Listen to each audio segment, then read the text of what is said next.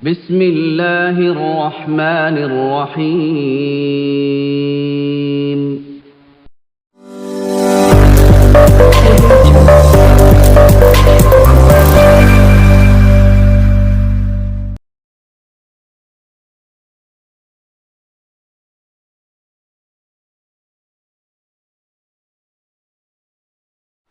السلام عليكم ورحمة الله وبركاته.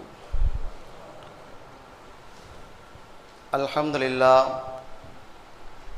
نحمده ونستعينه ونستغفره ونؤمن به ونتوكل عليه ونعوذ بالله من شرور أنفسنا ومن سيئات أعمالنا من يهده الله فلا مضل له ومن يضلله فلا هادي له ونشهد أن لا إله إلا الله وحده لا شريك له ونشهد أن محمدا عبده ورسوله أرسله بالحق بشيرا ونذيرا وداعيا إلى الله بإذنه وسراجا منيرا. أما بعد فقد قال الله تبارك وتعالى في القرآن العظيم وفي الفرقان المجيد إن الدين عند الله الإسلام.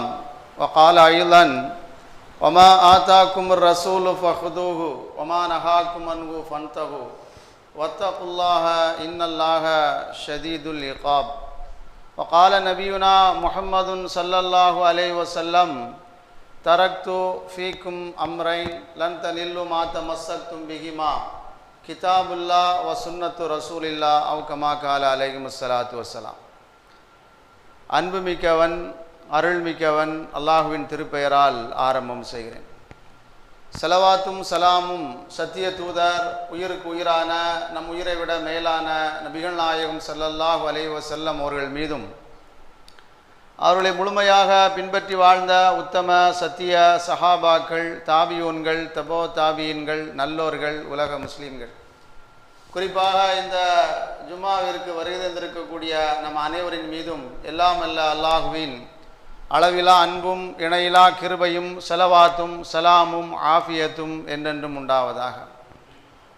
ஆரம்பமாக அஞ்சுவதும் அடிபணிவதும் அல்லாஹ் ஒருவனுக்கே என்ற உபதேசத்தை எனக்கும் உங்களுக்கும் வசியத் செய்தவனாகவும் எல்லா சந்தர்ப்பங்களிலேயும் எல்லா நிலைமைகளிலேயும் அல்லாஹ்வாலும் அல்லாஹ்வின் தூதர் நபிகள் நாயகம் ஸல்லல்லாஹு அலைஹி வஸல்லம் அவர்களாலும் எதெல்லாம் ஹலால் என்று ஆகுமாக்கி வைத்திருக்கிறார்களோ அவைகளெல்லாம் எடுத்து நடக்கும்படியும், எதெல்லாம் ஹராம் என்று தடுத்து வைத்திருக்கிறார்களோ அவைகளை விட்டு தவிழ்ந்திருக்கும்படியும் மீண்டும் ஞாபகப்படுத்தியவனாக என்னுடைய ஜும்மா உரை ஆரம்பம் செய்கிறேன். அன்பிற்குரிய எல்லாம் அல்ல அல்லாஹ்வின் நல்லடியார்களே, இஸ்லாமிய பெரியோர்களே, சகோதர நண்பர்களே,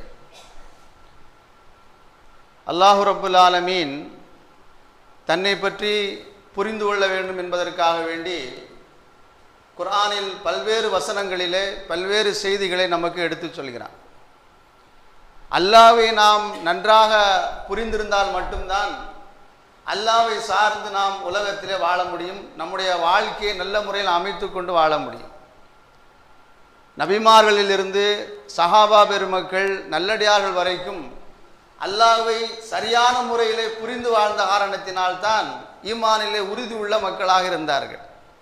உலக வாழ்க்கையை பொறுத்தளவில் அவர்களுக்கு எவ்வளவோ கஷ்டங்கள், பிரச்சனைகள், துன்பங்கள், துயரங்கள் வந்தாலும் கூட நிலைகுலைந்து போய்விடாமல், தடுமாறி போய்விடாமல் உலகத்திலே அல்லாஹ்வை சார்ந்து இருந்தார்கள், அல்லாஹ்வுடைய உதவியை பெற்றார்கள் என்பதைத்தான் குர்ஆன் வசனங்களிலேயும் சஹாபா பெருமக்களுடைய வாழ்க்கையிலையும் நல்லடியாருடைய வாழ்க்கையிலையும் பார்க்க முடிகிறது. எனவே நாம் நம்முடைய வாழ்க்கையில் அல்லாஹ்வை சரியான முறையிலே புரிந்து வாழ வேண்டும். அல்லாஹ்வுக்குண்டான ஆற்றல் என்ன, அல்லாஹ்வுக்குண்டான வல்லமை என்ன, அல்லாஹ் என்றால் யார் என்பதை சரியாக புரிந்து வாழ்கிற போதுதான் இத்தகைய நிலைமை நமக்கு ஏற்படும். அதற்குத்தான் இது போன்ற ஜும்மா உரைகளும் பயான்களும் ஞாபகப்படுத்தப்படுகிறது. நாம் மறந்து வாழ்கிறோம், தெரியாமல் வாழ்கிறோம், எது சரியானது என்று புரியாமல் வாழ்கிறோம். அதை புரிந்து கொண்டு நாம் அந்த வாழ்க்கையை அமைத்து கொண்டு நாம் உலகத்தில் வாழ வேண்டும் என்பதற்குத்தான் இது போன்ற அந்த ஜும்மா உரைகளை ஞாபகப்படுத்தப்படுகிறது. அல்லாஹ் என்றால் யார், அல்லாஹ்வுக்கு உண்டான ஆற்றல் என்ன, வல்லமை என்ன என்பதை நாம் முதலாவது புரிந்து கொள்ள வேண்டும். அதில் குர்ஆனிலே பார்க்கிற போது சில வரலாற்று சம்பவங்களை பார்க்க முடிகிறது. முதலாக ஒரு செய்தியை ஞாபகப்படுத்த வேண்டும் என்றால் இபிலிஸை பற்றி ஞாபகப்படுத்தலாம். இபிலிஸ் என்றால் யார்? இந்த மனித சமுதாயத்தை வழிகெடுப்பதற்காக வேண்டி அல்லாஹ்விடத்திலே பேசியவன் என்று குர்ஆன் சொல்கிறது. ஆதம் அலைஹிஸ்ஸலாம் அவர்களை படைத்ததற்கு பிறகு மரியாதை நிமித்தமாக ஆதம் அலைஹிஸ்ஸலாம் அவர்களுக்கு அல்லாஹ் தஆலா சஜ்தா செய்ய சொன்னான். சஜ்தா என்று சொன்னால் நாம் தொழுகையில சஜ்தா செய்கிறோம், அப்படி அல்ல. மரியாதை நிமித்தமாக அவர்களுக்கு சஜ்தா செய்ய வேண்டும் என்று சொன்னான். இப்லீஸ் சொன்னான், நான் உயர்ந்தவன், ஆதம் அலைஹிஸ்ஸலாம் அவர்கள் தாழ்ந்தவர்கள். கலக்தனி மினன் நார் கலக்தஹு மினத் தீன், என்னை நெருப்பினால் படைத்தாய். நெருப்பு என்பது உயர்ந்த ஒன்று. ஆதம் அலைஹிஸ்ஸலாம் அவர்களை களிமண்ணினால் படைத்தாய், அது தாழ்ந்த ஒன்று. உயர்வாக இருக்கக்கூடிய நான் எப்படி தாழ்வான ஒன்றுக்காக மரியாதை செலுத்த முடியும்? கண்டிப்பாக செய்ய மாட்டேன் என்று இப்லீஸ் அல்லாஹ்விடத்திலே பேசினான். அதற்கு பிறகு இந்த செய்திகள் எல்லாம் குர்ஆனிலே 4 இடங்களிலே வருகிறது. இப்லீஸ் அல்லாஹ்வை புரிந்து வைத்திருந்தான். அல்லாஹ்வை வணங்கியவர்களிலே முதன்மையாக இருக்கக்கூடியவன் இப்லீஸ் தான். அல்லாஹ்வை அந்த அளவுக்கு தெரிந்து வைத்திருந்தான். அல்லாஹ் என்றால் யார், அவனுக்கு உண்டான ஆற்றல் என்ன, வல்லமை என்ன, எப்படிப்பட்டவன் என்பதை நம்மை விட மலக்குமார்களை விட இப்லீஸ் நன்றாக தெரிந்து வைத்திருந்தான். இந்த பேச்சு உரையாடலுக்கு பிறகு இப்லீஸ் அல்லாஹ்விடத்திலே பேசுகிறான். யா அல்லாஹ், எனக்கு ஒரு வாக்குறுதி கொடு, எனக்கு ஒரு வாக்குறுதி கொடு, என்னை அழிக்க மாட்டேன், என்னை அழிக்க மாட்டேன் என்று எனக்கு வாக்குறுதி கொடு. அல்லாஹ் ரப்புல் ஆலமீன் வாக்குறுதி கொடுத்தான். உலகம் அழியக்கூடிய காலம் வரைக்கும் உன்னை அழிக்க மாட்டேன். அதற்கு பிறகுதான் இப்லீஸ் அல்லாஹ்விடத்திலே பேசுகிறான். இந்த செய்திகள் எல்லாம் குர்ஆனிலே வரக்கூடிய செய்தி, சுருக்கமாக சொல்கிறேன். குறிப்பாக சூரத் ஆராப் போன்ற அந்த சூறாக்களில் எடுத்து பார்த்தால் தெரிந்து கொள்ள முடியும். அல்லாஹ்விடத்திலே வாக்குறுதி வாங்குகிறான். அல்லாஹ் வாக்குறுதி கொடுத்தான். அதற்கு பிறகு இப்லீஸ் பேசுகிறான், யா அல்லாஹ், உலகத்திலே உன்னுடைய அடியார்களை ஒருவரை கூட நான் விட்டு வைக்க மாட்டேன். எப்படியெல்லாம் அவர்களை வழிகெடுக்க முடியுமோ, எப்படியெல்லாம் உனக்கு மாற்றமாக நடக்க வைக்க முடியுமோ, எப்படியெல்லாம் பாவம் செய்ய வைக்க வேண்டுமோ அப்படியெல்லாம் செய்வதற்கு என்னென்ன முயற்சிகள் செய்ய முடியுமோ அந்தந்த முயற்சிகளை செய்வேன். முன்னால் இருந்து வருவேன், பின்னால் இருந்து வருவேன், வலது பக்கமாக வருவேன், இடது பக்கமாக வருவேன். ஆக நாலாபுறங்களிலும் சூழ்ந்து அந்த சிந்தனையை ஏற்படுத்தி உனக்கு மாற்றமாக நடப்பதற்கு என்ன வழியோ அதை செய்வேன். அப்ப அல்லாஹ் ரப்புல் ஆலமீன் சொன்னான், இல்லா இபாதக்கல் முஹ்லஸீன், எனக்கு உண்மையிலே வழிபட்டு எனக்கு கட்டுப்பட்டு எனக்கு பயந்து வாழக்கூடிய நல்லடியார்கள் இருக்கிறார்கள், அவர்களை ஒரு காலம் முன்னால் வழிகெடுக்க முடியாது. நீ சொல்லக்கூடிய பேச்சுக்களை கேட்டுக்கொண்டு வாழக்கூடிய மக்கள் இருக்கிறார்கள், அவர்களை வேண்டுமானால் நீ வழிகெடுக்கலாம். ஆனால் எனக்கு பயந்து எனக்காக வேண்டி தன்னுடைய வாழ்க்கை அர்ப்பணித்து வாழக்கூடிய நல்லடியாரை ஒரு காலம் வழிகெடுக்க முடியாது. உனக்கும் உன்னை சார்ந்தவர்களுக்கும் வழிபட்டு நடக்கக்கூடியவர்களை நரகத்திலே நான் போடுவேன் என்று அல்லாஹ் ரப்புல் ஆலமீன் சொன்னான். இப்போ வரைக்கும் உலகம் அழியக்கூடிய காலம் வரைக்கும் அல்லாஹ் ரப்புல் ஆலமீன் இதை இப்லீஸை அழிக்க போவதே கிடையாது. காரணம் என்ன தெரியுமா? இப்லீஸ் அல்லாஹ்வை புரிந்து வைத்திருந்தான். அல்லாஹ் வாக்குறுதி கொடுத்தால் மீற மாட்டான். இன்னல்லாஹ லா யுஹ்லிஃபுல் மியாத், அல்லாஹ் தஆலா வாக்குறுதி மீறக்கூடியவன் கிடையாது. அல்லாஹ் என்றால் யார் என்பதை இப்லீஸ் நன்றாக புரிந்திருந்த காரணத்தினால்தான் அல்லாஹ்விடத்திலே துணிந்து பேசி வாக்குறுதியை வாங்கியதற்கு பிறகு அல்லாஹ்விடத்திலே பேசுகிறான். ஆதம் அலைஹிஸ்ஸலாம் அவர்களுக்கு சஜ்தா செய்ய சொல்லி சொன்னபோது செய்ய மாட்டேன் என்று மறுத்த நேரத்திலே அல்லாஹ் ரப்புல் ஆலமீன் நினைத்தால் அடுத்த கணமே, அடுத்த நிமிடமே, அடுத்த நொடியே, நொடி என்பது கூட அல்லாஹ்வுடைய பார்வையில கிடையாது. குன் ஃபயகுன், நீ அழிந்து நாசமா போ என்று சொன்னால் இப்லீஸ் இல்லாமலே போயிருப்பான். ஆனால் அல்லாஹ்விடத்திலே வாக்குறுதி வாங்கியதற்கு பிறகு அல்லாஹ்விடத்திலே அப்படி பேசியான் என்று குர்ஆன் சொல்கிறது. இப்லீஸ் அல்லாஹ்வை புரிந்து வைத்திருந்தான். நாம் எப்படி புரிந்து வைத்திருக்கிறோம்? அல்லாஹ்வுக்கு உண்டான ஆற்றல் என்ன, அல்லாஹ்வுக்கு உண்டான சக்தி என்ன, அல்லாஹ்வுக்கு உண்டான வல்லமை என்ன, அல்லாஹ் என்ன செய்வான், அல்லாஹ் நமக்கு எப்படி உதவி செய்வான் என்பதை புரிந்திருந்தால் மட்டும்தான் ஈமானிலே உறுதியுள்ள மக்களாக நாம் இருக்க முடியும், அல்லாஹ்வை சார்ந்து இருக்க முடியும். இன்னொரு வரலாற்று சம்பவத்தை குர்ஆனிலே பார்க்கலாம். சூரத்துல் கஸஸ், வரலாறு என்று அதற்கு அர்த்தம், சரித்திரம் என்று அர்த்தம். இன்ஷா அல்லாஹ் அதை எடுத்து படித்து பாருங்கள். மூசா நபியுடைய வாழ்க்கை வரலாறு அதில் அல்லாஹ் ரப்புல் ஆலமீன் சொல்கிறான். பல சூறாக்களிலே வருகிறது. குர்ஆனிலே அதிகமாக ஒரு நபியை பற்றி பேசப்பட்டது என்று சொன்னால் அது மூசா நபி தான். மூசா நபியை பற்றி அதிகமாக வரும். அதில் சூரத்துல் கசஸ் என்கிற அந்த அத்தியாயத்திலே, அந்த சூறாவிலே ஆரம்ப வசனங்களிலே பார்க்கிற போது ஃபிரௌனுக்கும் மூசா நபி அவர்களுக்கும் நடந்த அந்த வரலாற்று செய்தி அல்லாஹ் ஞாபகப்படுத்துகிறார். ஃபிரௌன் தன்னை எதிர்ப்பவர்களை கொலை செய்து கொண்டிருந்தான், அழித்து கொண்டிருந்தான்.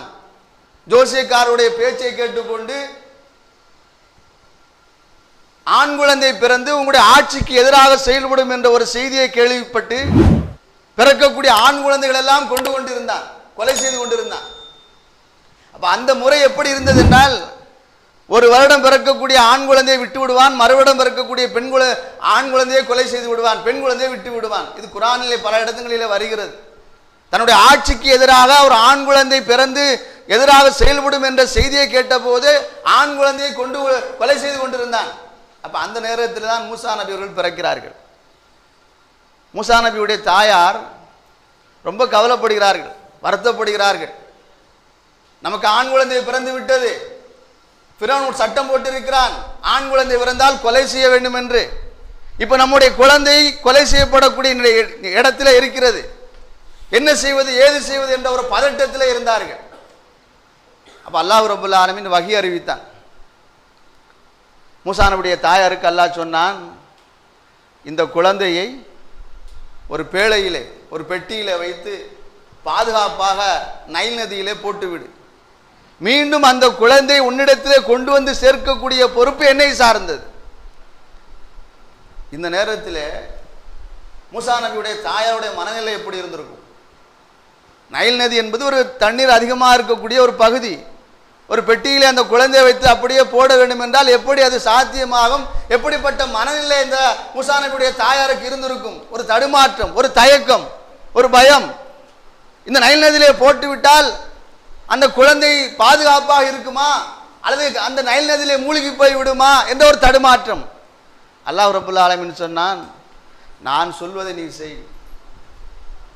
அந்த குழந்தையை பாதுகாப்பாக ஒரு பெட்டியில் வைத்து அதை போட்டுவிடு.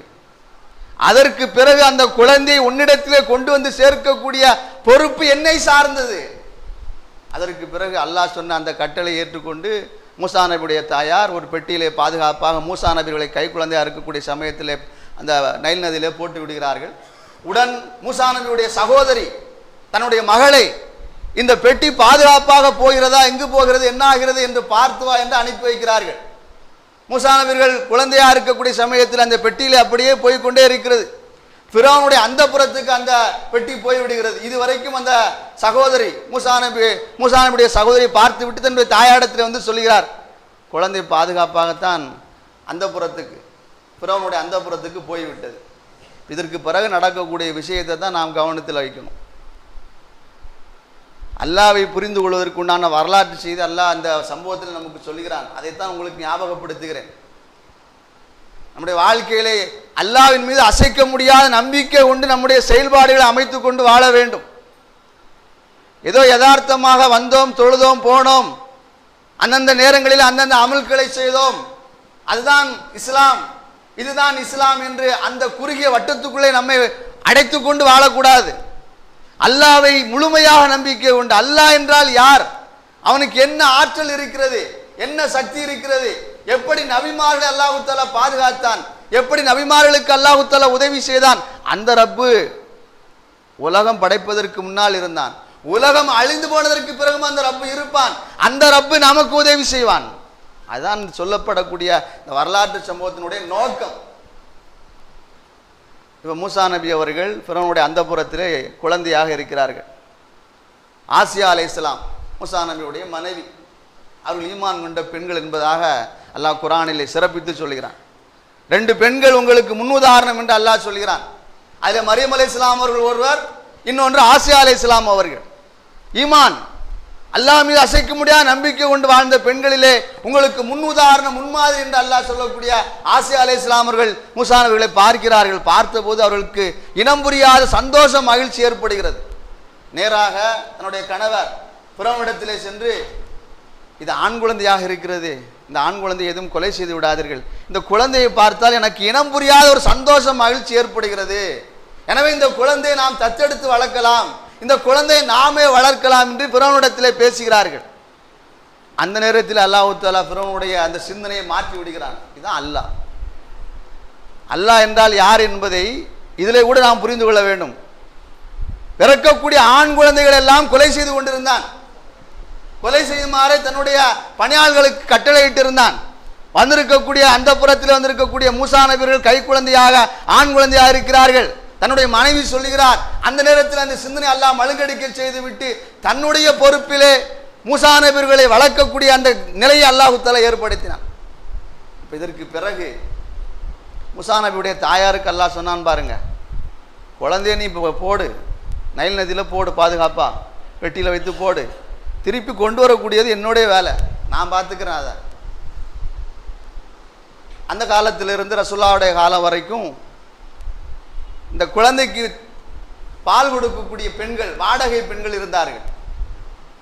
ரசூலுல்லாஹி ஸல்லல்லாஹு அலைஹி வஸல்லம் அவர்கள் கூட ஹலிமத்து சாதியா என்று சொல்லக்கூடிய அந்த பெண்ணிடத்திலே பால் குடித்தார்கள் என்பதாக நாம் பார்க்கிறோம். அந்த மாதிரி ஒரு சூழ்நிலை அப்போ இருந்துச்சு. இப்போ இந்த ஆண் குழந்தை மூசா நபி அவர்களுக்கு பால் கொடுப்பதற்காக வேண்டி பொது இடத்தில் அறிவிப்பு செய்யப்படுகிறது. பல பெண்கள் வந்தார்கள். அந்த வாடகை தாய் பால் கொடுப்பதற்காக வேண்டி, தாய்ப்பால் கொடுப்பதற்காக குழந்தை என்ற அந்த பட்சத்திலே யாரிடத்திலுமே மூசா நபி அவர்கள் பால் குடிக்கவே இல்லை. அப்ப அந்த நேரத்திலே மூசா நபியுடைய சகோதரி அந்த மக்களுக்கு சொல்லுகிறார்கள், இந்த குழந்தை பால் கொடுக்கக்கூடிய ஒரு பெண் இருக்கிறார், அந்த பெண் இங்கு வரமாட்டார், இந்த குழந்தையைத்தான் அங்கு கொண்டு செல்ல வேண்டும். சரி என்று சொல்லி மூசா நபி அவர்கள் எடுத்துக்கொண்டு மூசா நபியுடைய தாயாரிடத்தில் அல்லாஹ் தஆலா கொண்டு சேர்த்தான் என்று இந்த குர்ஆன் வசனத்திலே பார்க்க முடிகிறது. சூரத்துல் கஸஸ்ல எடுத்து படித்து பாருங்கள். குர்ஆன் என்பது இறைவேதம், ரசூலுல்லாஹி ஸல்லல்லாஹு அலைஹி வஸல்லம் இறைக்கு அருளப்பட்டது, எல்லா காலகட்டத்துக்கும் பொருந்தக்கூடியது. குர்ஆன் சவால் விடுகிறது, அதையெல்லாம் தனியாக பேச வேண்டியது. அந்த குர்ஆனை கொண்டு ஈமான் கொண்டு வாழ்கிறோம். அந்த குர்ஆன் எல்லாவற்றையும் உண்மைப்படுத்திக் கொண்டிருக்கிறது. இப்போ இந்த வரலாற்று சம்பவத்தில் அல்லாஹ் நமக்கு அதைத்தான் ஞாபகப்படுத்துகிறான். நான் சொல்வதை நீங்கள் கேட்டு நடந்தால், என் மீது அசைக்க முடியாத நம்பிக்கை வைத்து வாழ்ந்தால், உங்களுக்கு என்னென்ன செய்ய வேண்டுமோ, நீங்கள் எப்படி உலகத்திலே வாழ வேண்டுமோ அதற்கு நான் பொறுப்பு. மூசா நபி அவர்களை அல்லாஹ் தஆலா கை குழந்தையாக இருந்து கொண்டு போய் சேர்த்தான். இப்போ அல்லாஹ்வை நாம் புரிந்து கொள்ள வேண்டும். இன்னல்லாஹ் லா யுக்லிஃபுல் மியாத், அல்லாஹ் தஆலா வாக்குறுதியை மீறக்கூடியவன் கிடையாது. வாக்குறுதி கொடுத்து விட்டால் அதை நிறைவேற்றுவான். குர்ஆனில் இன்னல்லதீன ஆமனு வ ஆமிலுஸ் ஸாலிஹாத் என்று பல வசனங்கள் வருகிறது. ஈமான் கொண்டு நல்லறங்கள் செய்யக்கூடியவர் அல்லாஹ் தஆலா சொர்க்க வாழ்வை வைத்திருக்கிறான் என்று குர்ஆனில் வருகிறது. உண்மையிலேயே அல்லாஹ் மீது அசைக்க முடியாத நம்பிக்கை கொண்டு நல்லறங்கள் நன்மைகள் செய்தால் அல்லாஹ் தஆலா சொர்க்கத்தை கொடுப்பான். அதில் கொஞ்சம் கூட சந்தேகம் கிடையாது. நபித்தோழர்களிலிருந்து நல்லடியார்கள் வரைக்கும் அல்லாஹ்வின் மீது நம்பிக்கை வைத்துக் கொண்டு அந்த சொர்க்க வாழ்வை பெறுவதிலே கவனம் செலுத்தினார் என்பதை பார்க்க முடிகிறது. நாமும் அந்த அடிப்படையிலே அல்லாஹ்வின் மீது அசைக்க முடியாத நம்பிக்கையோடு நம்முடைய வாழ்க்கை அமைத்துக் கொண்டு வாழ வேண்டும். ஒரு சில தினங்களுக்கு முன்னால், ஒரு வருடத்துக்கு மேலாகத்தான் பலஸ்தீனில் இருக்கக்கூடிய காசா பகுதியில் இருக்கக்கூடிய முஸ்லிம்கள் பல்வேறு சிரமங்களை சந்தித்து வருகிறார்கள். நாம் பார்த்து வருகிறோம். பார்க்கக்கூடியவர்கள் குறைவாகத்தான் இருப்பார்கள். இந்த செய்தி தெரிந்தவர்கள் குறைவாகத்தான் இருப்பார்கள். இஸ்லாமிய பற்றுதல், மார்க்கத்தை பற்றி தெரிந்து கொள்ள வேண்டும், முஸ்லிம்களுடைய நிலைமையை புரிந்து கொள்ள வேண்டும் என்ற அந்த சிந்தனை இருக்கக்கூடியவர்களுக்கு வேண்டுமானால் தெரிந்திருக்கலாம். பெரும்பாலும் மற்றவர்களை தெரிந்திருக்கக்கூடிய வாய்ப்பு ரொம்ப குறைவு. காசா பகுதியில் இருக்கக்கூடிய முஸ்லீம்கள் நாளுக்கு நாள் சிரமப்பட்டு கொண்டிருக்கிறார்கள். போரின் மூலமாக ஒரு பக்கம் நடந்து கொண்டிருக்கிறது, இன்னொரு பக்கம் சாப்பிடுவதற்கு உணவு கிடையாது, குடிப்பதற்கு தண்ணீர் கிடையாது, ஒரு நிம்மதியான வாழ்க்கை கிடையாது, நிம்மதியற்ற வாழ்க்கை வாழ்ந்து கொண்டிருக்கிறார்கள். இந்த நிமிடம் வரைக்கும், இப்போது பேசக்கூடிய இந்த நிமிடம் வரைக்கும் நிம்மதி இல்லாமல் வாழ்ந்து கொண்டிருக்கிறார்கள். பல இடிபாடுகளுக்கு மத்தியிலே, பல சிரமங்களுக்கு மத்தியிலே. எப்போது போர் நடக்கும், எப்போது குண்டு விழும், எப்போது நமக்கு அழிவு ஏற்படும், எப்போது நம்முடைய நிலைமை இப்படி இருக்கும் என்ற இந்த இக்கட்டான நிலைமையிலே ஒவ்வொரு நொடி பொழுதும் வாழ்ந்து கொண்டிருக்கிறார்கள். அதிலே நாம் கவலைப்பட வேண்டிய, வருத்தப்பட வேண்டிய ஒரு விஷயம் என்ன என்றால், சாப்பாட்டுக்கு வழி இல்லாத அளவுக்கு இருக்கிறார்கள்.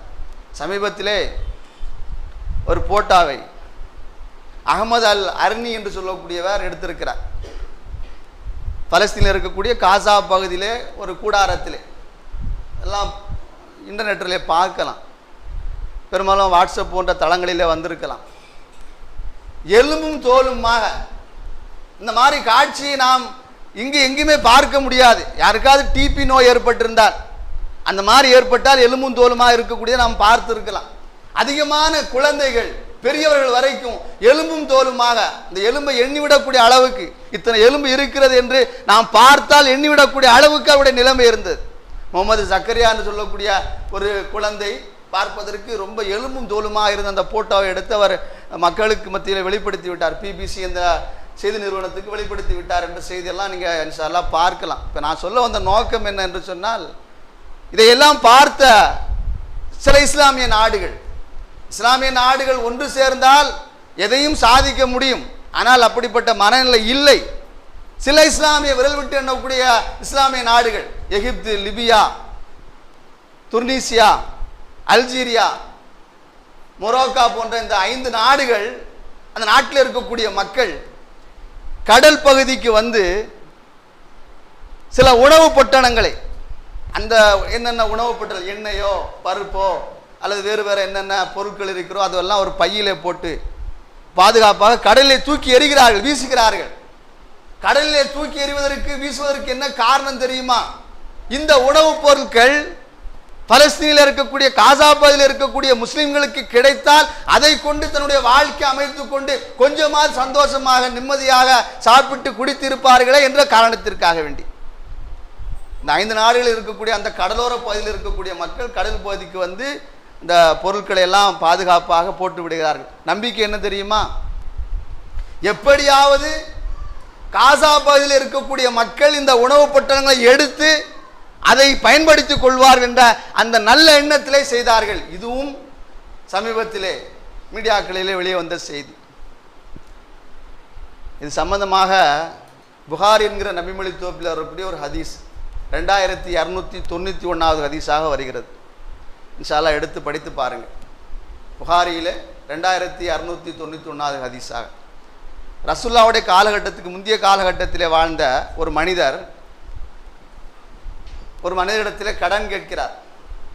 நான் வெளியூருக்கு போகிறேன், வியாபார நோக்கமாக ஒரு 1000 அல்ஃப தீனார் கடனாக எனக்கு கொடுங்கள், அதை கொண்டு போய் நான் வியாபாரம் செய்துவிட்டு ஒரு குறிப்பிட்ட காலத்துக்கு பிறகு உங்களுக்கு அந்த கடனை நான் அடைத்து விடுகிறேன் என்று கேட்கிறார். இப்போ கடன் கொடுக்கக்கூடியவர் கேட்கிறார், ஈத்தினி பி ஷஹி, இதுக்கு யாராவது சாட்சியை கொண்டு வா, உனக்கு 1000 தீனார் என்பது மிகப்பெரிய தொகை, உனக்கு 1000 தீனாரை நான் கொடுக்க வேண்டும் என்று சொன்னால் அதற்கு சாட்சி வேண்டும். இஸ்லாம் காட்டக்கூடிய ஒரு அழகிய வழிமுறை. கடன் கொடுக்கக்கூடியவர் கடன் வாங்கக்கூடியவர்களுக்கு மத்தியிலே சாட்சி வைத்து கொண்டு வாங்க வேண்டும். சாட்சி கொண்டு வா, நான் உனக்கு 1000 தீனார் தரேன். சாட்சி இல்லை, கஃபா பில்லாஹி ஷஹீதா, இதுக்கு அல்லாஹ்வை நான் சாட்சியாக வைக்கிறேன், அல்லாஹ் மீது நம்பிக்கை வைத்து அல்லாஹ்வை சாட்சியாக வைத்து 1000 தீனார் எனக்கு கொடுங்க, நான் உங்களுக்கு 1000 தீனாரை கொடுத்து விடுகிறேன். ஈத்தினி பி கஃபீர், ஈத்தினி பில் கஃபீல், இதுக்கு ஒரு பொறுப்பாளியை கொண்டு வா. 1000 தீனார் நீ வாங்கிட்டு போற வியாபார நோக்கமாக, போற இடத்துல உனக்கு மரணம் வந்து விட்டது, நீ இறந்து போய் விட்டாய், நான் யாரிடத்துல போய் வாங்குவது? அதற்கு யாராவது ஒரு பொறுப்பாளி, இவர் வாங்கிட்டு போறாரு, அதற்கு பிறகு நான் தான் பொறுப்பு, நான் தரேன் என்று யாராவது பொறுப்பாளியை கூட உனக்கு 1000 தீனார் தருகிறேன். கஃபா பில்லாஹி வக்கீலா, இதற்கு அல்லாஹ்வை நான் வக்கீலாக வைக்கிறேன், சாட்சி அல்லாஹ்வை தான் வக்கீலாக வைக்கிறேன், பொறுப்பாளி அல்லாஹ் தான் வக்கீலாக வைக்கிறேன், அல்லாஹ் மீது சத்தியமாக உனக்கு நான் அதை கொடுத்து விடுவேன், எனக்கு 1000 தீனாரை கொடு. நீ அல்லாஹ்வை சாட்சியாக வைத்து விட்டாய், அல்லாஹ்வை பொறுப்பாளியாக வைத்து விட்டாய், உனக்கு நான் 1000 தீனார் தரேன் என்று சொல்லி அந்த 1000 தீனாரை வாங்கி கொண்டு கடல் மார்க்கமாக வியாபாரம் செய்ய போகிறார். வியாபாரத்திலே நல்ல செழிப்பு, பரக்கத், நல்ல வருமானம் கிடைத்து விட்டது.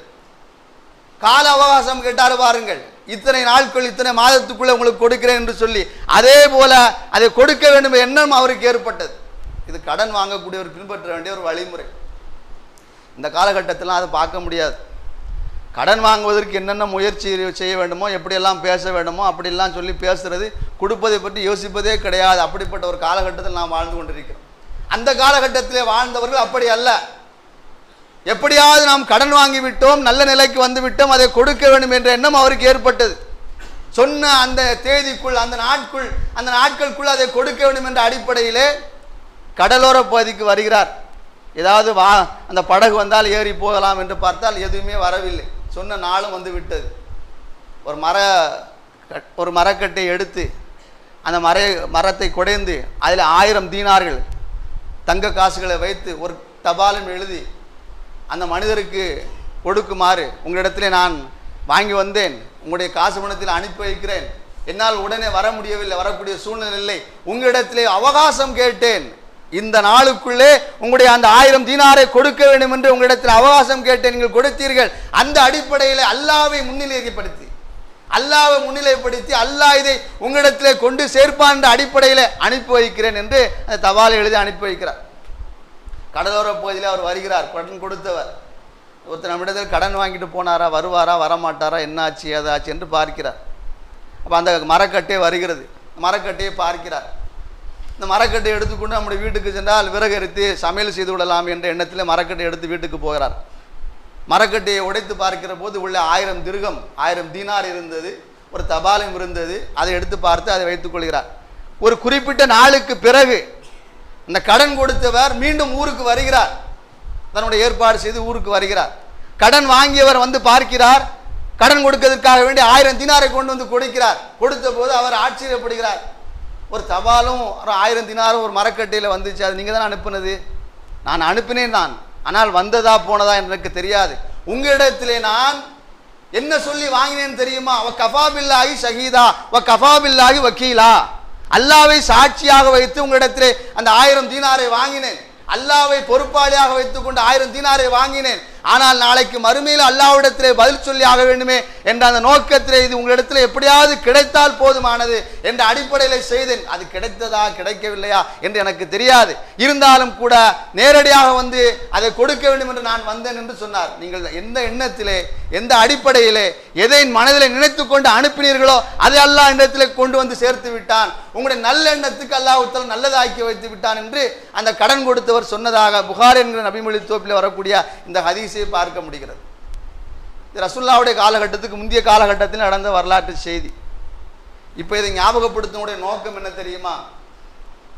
அந்த லிபியாவில் இருக்கக்கூடிய மக்கள், எகிப்தில் இருக்கக்கூடிய மக்கள், அல்ஜீரியாவில் இருக்கக்கூடிய மக்கள், மொராக்காவில் இருக்கக்கூடிய மக்கள், பலஸ்தீனில் இருக்கக்கூடிய காசாவில் இருக்கக்கூடிய மக்கள் பசியினால் வாடிக்கொண்டிருக்கிறார்கள், சாப்பிட உணவு இல்லாமல் தவித்துக் கொண்டிருக்கிறார்கள், மருத்துவம் இல்லாமல் தவித்துக் கொண்டிருக்கிறார்கள். அந்த மக்களுக்காக வேண்டி இந்த உணவை நாம் அனுப்பி வைத்தால் கடல் மார்க்கமாக அது சென்று அந்த மக்கள் எடுத்து சாப்பிட மாட்டார்களா, எடுத்து பயன்படுத்த மாட்டார்களா என்ற நல்லெண்ணத்தோடு செய்தார்கள். அந்த நல்லெண்ணத்துக்கு அல்லாஹ் தஆலா கூலி கொடுப்பான்.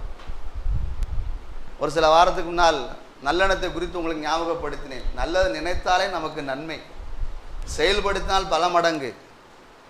2 ரக்காத்து நான் தொழப்போகிறேன் என்று நினைக்கிறீர்கள், நைட்டு நம்ம 2 மணிக்கு 1 மணிக்கு இன்று தொழணும்னு நீங்கள் நினைக்கிறீங்க, தொழலை, நினைச்சதுக்கே கூலி நன்மை, தொழுது விட்டால் பல மடங்கு.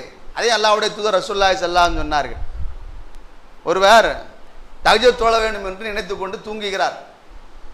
காலையில் தஹஜ்ஜுத் தொழாமல் ஃபஜ்ருக்கு சுபுகுத்தான் எழுந்திருக்கிறார். அப்போ சுபு தொழுகை முடித்து விடுகிறார். தஹஜ்ஜுத் தொழ வேண்டும் என்று நினைத்தார் பாருங்கள், அந்த நினைப்பிற்கே தஹஜ்ஜுத் தொழுத நன்மை என்னவோ அந்த நன்மை கிடைத்து விட்டது என்று அல்லாஹ்வுடைய தூதர் ரசூலுல்லாஹி ஸல்லல்லாஹு அலைஹி வஸல்லம் சொன்னார்கள். இப்போ சில குறிப்பிட்ட நாடுகளில் இருக்கக்கூடிய முஸ்லீம் மக்கள், தன்னை சார்ந்த ஒரு முஸ்லீம் காசா பகுதியிலே ரொம்ப சிரமப்பட்டு கொண்டிருக்கிறார்களே, இது இப்படியாவது அவர்களுக்கு கிடைத்தால் நன்றாக இருக்குமே என்ற அடிப்படையில் அல்லாஹ்வை நம்பிக்கை வைத்து அந்த எண்ணத்தில் அதை அனுப்பி வைக்கிறார்கள். அந்த எண்ணத்துக்கு கூலி உண்டு, நன்மை உண்டு, இன்ஷா அல்லாஹ் அந்த பொருட்கள் அவர்களுக்கு கிடைக்கும். இதுதான் வரலாறு. ரசூலுடைய காலகட்டத்துக்கு முந்தைய காலகட்டத்தில் நடந்த செய்தியை ரசூலுல்லாஹி ஸல்லல்லாஹு அலைஹி வஸல்லம் சொல்லுகிறார்கள். அதைத்தான் உங்களுக்கு ஞாபகப்படுத்தினேன். அந்த அடிப்படையில் அவர்கள் செய்கிறார்கள். இன்ஷா அல்லாஹ் அல்லாஹ் அவருடைய எண்ணத்திற்கு கூலி கொடுப்பான். அந்த மக்களுக்கு தேவையான எல்லா விதமான வாழ்வாதாரத்தை அல்லாஹ் கொடுப்பான். ஒரு நல்ல நிலையை அல்லாஹ் ஏற்படுத்துவான் என்பது நிச்சயமாக உண்மை. இப்போ நம்ம செய்ய வேண்டியது என்ன? நமக்கு சில பகுதிகளில் சில நேரங்களில் இந்த வெள்ளத்தால் பாதிக்கப்பட்டவர்கள், புயலால் பாதிக்கப்பட்ட மக்களுக்கு உதவி செய்கிறோம் என்று சொன்னபோது அதற்காக வேண்டி அந்த பொருளாதாரத்தை என்னென்ன செய்ய வேண்டுமோ செய்து கொண்டு தான் இருக்கிறோம். முஸ்லிமுடைய மக்களுடைய எண்ண ஓட்டங்கள் அப்படித்தான் இப்போது வரைக்கும் இருக்குது, இதற்கு பிறகும் அப்படித்தான் இருக்கும். அதான் உண்மையும் கூட. இப்போ நாம் செய்ய வேண்டியது துவா தான். இப்போது நமக்கு இருக்கக்கூடிய ஒரு ஆயுதம் என்ன? துவா. துவாவை விட சிறந்தது எதுவுமே கிடையாது. அதற்கு தான் சில வரலாற்று செய்திலாம் உங்களுக்கு ஞாபகப்படுத்தினேன். இப்லீஸை பற்றி ஞாபகப்படுத்தினேன். மூசா நபியுடைய காலகட்டத்தில் மூசா நபியுடைய தாயாருடைய அந்த வரலாற்று சம்பவத்தை ஞாபகப்படுத்தினேன். இப்போது பனு இஸ்ராயேலுடைய வாழ்க்கை நடந்த ஒரு சம்பவத்தை ஞாபகப்படுத்தினேன். எல்லோருமே செய்த அந்த எண்ணங்கள் சிந்தனைகள் எல்லாம் எப்படி இருந்தது என்றால், அல்லாஹ் இதை செய்வான், அல்லாஹ் இதை நடத்தி காட்டுவான், அல்லாஹ் இதற்கு உதவி செய்வான் என்ற ஆழமான நம்பிக்கையோடு செய்தார்கள். அந்த நம்பிக்கை நமக்கு வரணும். இந்த விஷயத்தில் மட்டுமல்ல, எல்லா விஷயத்திலையும். உலகத்தில் நாம் ஹயாத்தா வாழக்கூடிய காலம் வரைக்கும் அல்லாஹ் இந்த அசைக்க முடியாத நம்பிக்கை இருக்கணும். ஆக்கல், அழித்தல், பாதுகாப்பல், உதவி செய்தல், குழந்தை கொடுத்தல், நோயை குணமாக்குறது, இப்படி என்னென்ன வகைகள் இருக்கிறதோ எல்லாம் அல்லாஹ்வுக்கு மட்டும்தான் உண்டு. அந்த ரப்பு நமக்கு இதை செய்வான். அதான் முக்கியமான நோக்கம். இப்போ நாம் துவா செய்ய வேண்டும். திருமதி என்கிற நபிமொழி தொகுப்பில் வரக்கூடிய ஒரு ஹதீஸ், ஒரு துவா, ரொம்ப அற்புதமான ஒரு துவா. துவா என்பதை விட துவா செய்யுமாறு சொன்ன செய்தி என்று சொல்ல வருகிறேன். ரசூலுல்லாஹி ஸல்லல்லாஹு அலைஹி வஸல்லம் சொன்னார்கள், யார் ஒருவர் மறைவாக இருக்கக்கூடிய ஒரு மனிதருக்கு, அது நம்ம ஊராக இருக்கலாம், நம்ம பக்கத்து ஊராக இருக்கலாம், பக்கத்து மாநிலமாக இருக்கலாம், பக்கத்து நாடாக இருக்கலாம், உலகத்தில் ஏதோ ஒரு மூல முடுக்கில் இருக்கக்கூடிய ஒரு முஸ்லீமாக இருக்கலாம், யாருன்னே தெரியாது. இப்போ காசாவில் இருக்கக்கூடிய மக்கள் யாருன்னு நமக்கு தெரியுமா? நம்ம சொந்தமா பந்தமா ஏதாவது உறவு முறையா? எதுவுமே இல்லை. அந்த மக்களுக்காக வேண்டி நாம் தனிப்பட்ட முறையிலே, யா அல்லாஹ் பலஸ்தீனில் இருக்கக்கூடிய காசாபதி மக்களுக்கு நீ சுபிட்சமான வாழ்க்கையை கொடு, அவளுக்கு நல்ல உணவை கொடு, அவளுக்கு நிம்மதியை கொடு, அவளுக்கு சந்தோஷத்தை கொடு, இந்த துக்கம் துயரத்திலிருந்து கஷ்டத்திலிருந்து பாதுகாப்பு கொடு என்று மனம் உருகி இஹ்லாஸான எண்ணத்தோடு நாம் துவா கேட்கிற போது ஒரு மலக்கு ஆமீன் என்று சொல்கிறார். நாம் கேட்கிற அந்த துவாவுக்கு மலக்கு ஆமீன் என்று சொல்கிறார். முக்கியமான விஷயம் என்ன தெரியுமா? இஹ்லாஸான எண்ணத்தோடு கேட்கணும். சொல்லிட்டோமேன்னு கேட்கக்கூடாது. சொல்லிட்டாங்களா, ஜும்மா பயானில் சொல்லிட்டாங்களா, எல்லா பலஸ்தீனில் இருக்கக்கூடிய மக்களுக்கு பாதுகாப்பு, அப்படி அல்ல. முழுக்க முழுக்க நம்பிக்கை வைத்து, எல்லாம் நீ இந்த மக்களுக்கு உதவி செய்ய வேண்டும், நீ உதவி செய்வாய், அந்த ஆற்றல் உள்ளவன், அந்த சக்தி உள்ளவன் என்ற நம்பிக்கை எனக்கு இருக்கிறது என்று அந்த நம்பிக்கையோடு செய்கிற போது மலக்குமார்கள் ஆமீன் சொல்கிறார்கள். எல்லாம் இவருடைய துவாவின் கபுல் செய்வாயாக. இது மட்டும் கிடையாதுங்க, அடுத்துள்ளதான் நமக்கு முக்கியமான விஷயம். யார் துவா கேட்கிறோம், நான் கேட்கிறேன்னு சொன்னா, நீங்க கேட்கிறேன்னு சொன்னா, எல்லாம் இவருக்கும் அதே போல நிலைமை ஏற்படுத்து. யாரோ ஒரு முஸ்லீமுக்காக நாம் துவா செய்கிறோம், அந்த முஸ்லிமுக்கு நல்லெண்ணத்தோடு கேட்கக்கூடிய துவாவுக்கு மலக்குமார்கள் ஆமீன் சொல்கிறார்கள். நாம் எதை கேட்கிறோமோ அதை இவர்களுக்கும் கொடு. யார் கேட்கிறாரோ எல்லாம் சுபிட்சமான சந்தோஷமான நோய் நொடி இல்லாத ஆரோக்கியமான வாழ்க்கையை கொடு என்று யாருக்கோ ஒரு முஸ்லிம் கேட்கிறோம் பாருங்கள், அதே போல இவர் கேட்கிறார் பாருங்கள், அவருக்கும் கொடு என்று மலக்குமார்கள் சொல்வதாக நபிகள் நாயகம் ஸல்லல்லாஹு அலைஹி வஸல்லம் சொல்லியிருக்கிறார்கள். எனவே நாம் செய்யக்கூடியது இந்த பலஸ்தீனில் இருக்கக்கூடிய காசாபதியில் இருக்கக்கூடிய மக்களுக்கு துவா தான். ஒவ்வொரு ஃபர்லு தொழுகைக்கு பிறகோ தனிப்பட்ட முறையில் அந்த மக்களுக்காக துவா செய்யும் எல்லாம் அல்லாஹ் ரப்புல் ஆலமீன் அந்த பலஸ்தீன் மக்களுக்கு சுபிட்சமான சந்தோஷமான மகிழ்ச்சியான வாழ்க்கையை கொடுப்பானாக. எல்லா விதமான பிரச்சனையிலிருந்து நல்ல நிலையை அல்லாஹ் ரப்புல் ஆலமீன் ஏற்படுத்துவானாக. பசி பட்டினிலிருந்து அல்லாஹ் ரப்புல் ஆலமீன் அந்த மக்களை பாதுகாப்பானாக. உலகத்திலே உண்டான எல்லா முஸ்லீம் மக்களையும் அல்லாஹ் ரப்புல் ஆலமீன் பாதுகாத்து அல்லாஹ்வுக்கு பிடித்தமான முறையில் வாழக்கூடிய மக்களாக ஆக்கி அருள் புரிவானாக. நாமும் நம்மை சார்ந்திருக்கக்கூடிய மக்களும் இந்த உலகத்திலே நீண்ட ஆயுளோடு நிறைவான செல்வத்தோடு பரிபூர்ண ஈமானோடு உடல் ஆரோக்கியத்தோடு நோய் நொடி இல்லாத வாழ்க்கையோடு அல்லாஹ் ரப்புல் ஆலமீன் நம்ம அனைவரையும் வாழச் செய்து அருள் புரிவானாக. வாஹிரு துவானா அல்ஹம்துலில்லாஹி ரப்பில் ஆலமீன். அஸ்ஸலாமு அலைக்கும் வரஹ்மத்துல்லாஹி வபரகாத்துஹு.